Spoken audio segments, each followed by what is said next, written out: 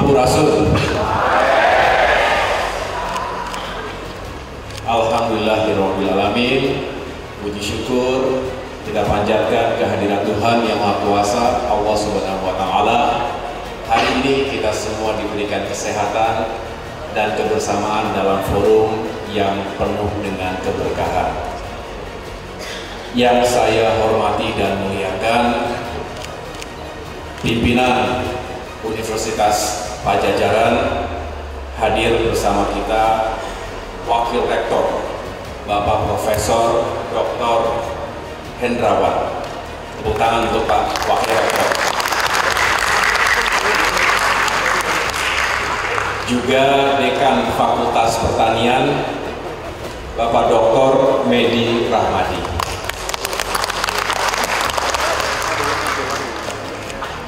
Termasuk tentunya yang spesial adalah para profesor, para dosen, mahasiswa, mahasiswi, dan juga para alumni segenap sivitas akademika Universitas Pajajaran.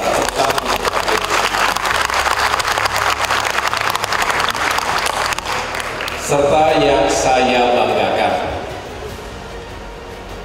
Dr. Herman Hairon, atau yang lebih akrab disapa sebagai Kang Hero. Dia adalah seorang anggota DPR RI, seorang politisi kawakan, seorang organisatoris, seorang akademisi. Tapi yang lebih penting bagi saya, ia adalah seorang sahabat sejati dalam perjuangan, dalam suka dan duka. Didampingi Ibu Ratna, istri tercinta dari Kang Hero. Senang sekali rasanya saya bisa bersilaturahim dengan keluarga besar Universitas Pajajaran, khususnya Fakultas Pertanian ini, yang saat ini tengah merayakan Dies Natalis, ulang tahun ke-64. Untuk itu saya atas nama pribadi dan institusi yang saya pimpin saat ini mengucapkan selamat Dirgahayu ke-64 Fakultas Pertanian Universitas Pajajaran. Semoga semakin maju, semakin unggul, semakin membanggakan, dan dapat menjadi salah satu penjuru bagi hadirnya kedaulatan pangan nasional. Sedikit cerita, istri saya, Anissa, adalah alumni Universitas Pajajaran. Dulu dia kuliah di sini, Fakultas Ekonomi. Pertama-tama pada kesempatan yang baik ini, saya ingin menyampaikan apresiasi yang setinggi-tingginya kepada Kang Hero yang telah berhasil menuliskan manuskrip disertasinya dalam sebuah buku dengan judul Pangan, Sistem Diversifikasi, Kedaulatan dan Peradaban Indonesia, yang hari ini akan diterbitkan dan juga dibedah bersama-sama. Penerbitan buku ini sangatlah penting dan relevan, bukan hanya akan memberikan kontribusi pemikiran atau sebagai refleksi secara akademis, tetapi juga kita harapkan bisa secara langsung maupun tidak langsung berdampak pada arah perbaikan kebijakan pangan nasional kita. Kita tahu bahwa dunia kita hari ini kerap dihadapkan dengan disrupsi dan juga ketidakpastian, termasuk tantangan krisis pangan global.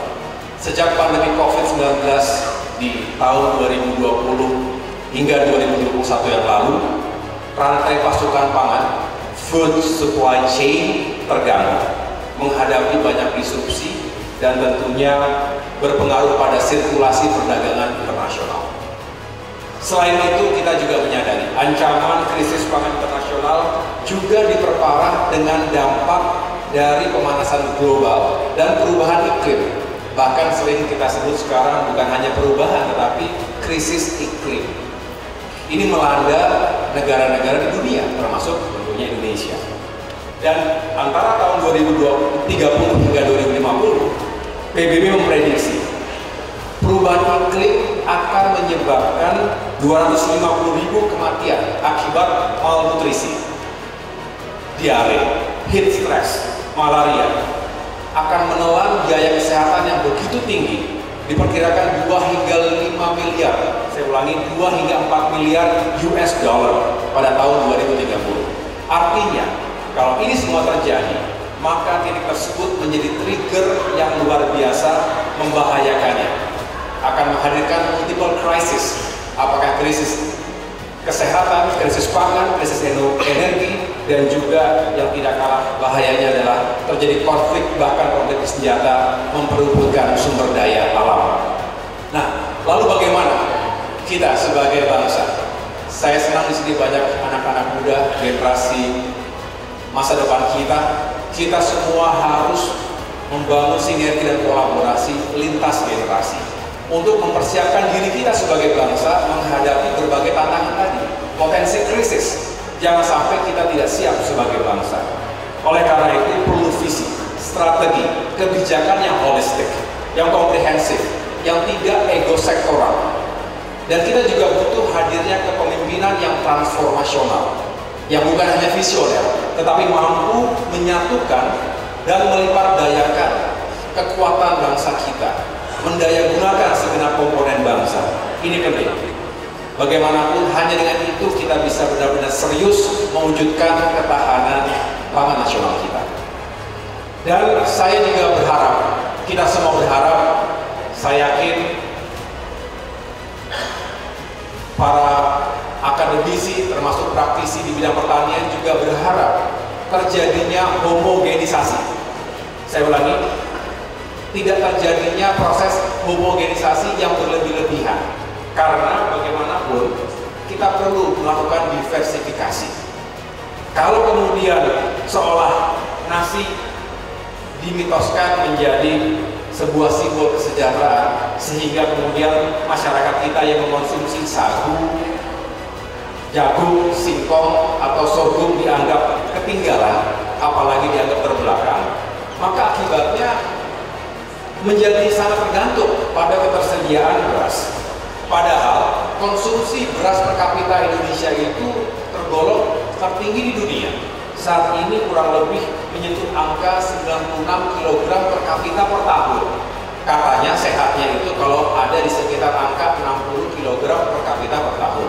Saya kurang tahu apakah itu angka yang paling tepat, tapi yang saya tahu kita termasuk konsumen terbesar beras per kapita di antara negara-negara, bahkan antara negara-negara Asia. Dengan demikian kita harus mencari solusinya. Salah satunya tentu dengan diversifikasi tadi. Untuk itu, buku karya Kang Heru ini benar-benar menurut saya memiliki urgensi dan juga relevansi dalam agenda penguatan fondasi pembangunan ekonomi negara ke depan. Keberpihakan negara pada upaya investasi, diversifikasi, kedaulatan, kemandirian, ketahanan pangan harus terus dikawal dan diprioritaskan.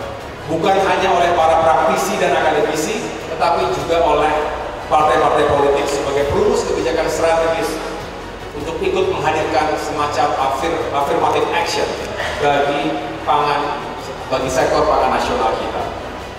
Karena Bapak Ibulah yang merupakan stakeholders utama di bidang pertanian dan pangan, saya tentu ingin menitipkan harapan. Sama-sama kita saling menitipkan harapan.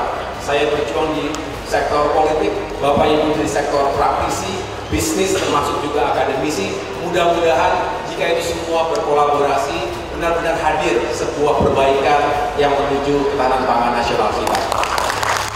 Saya berharap buku yang akan segera diluncurkan ini bukan hanya akan meramaikan diskusi atau diskursus publik tentang isu-isu pangan dan pertanian seperti yang telah ramai dibicarakan selama ini, tapi benar-benar bisa berdampak secara positif pada arah perbaikan dan keberpihakan negara pada kaum petani, kepada wong cilik, dan kepada arah kebijakan kedaulatan pangan nasional kita ke depan. Semoga sukses semuanya. Semoga dimanapun kita berada dapat selalu berperan dan berkontribusi untuk Indonesia kita cintai. Ya, terhormat Direktur Eksekutif The Yudhoyono Institute yang juga Ketua Partai Mas Agus Harimurti Yudhoyono.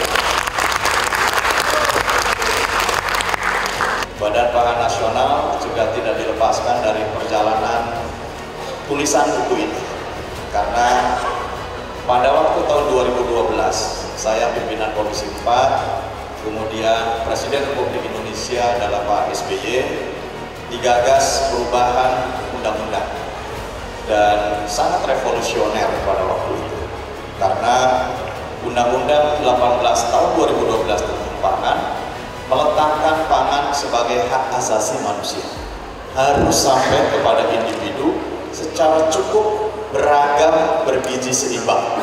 Itu terminologinya. Dan kemudian melahirkan yang namanya Badan Pangan.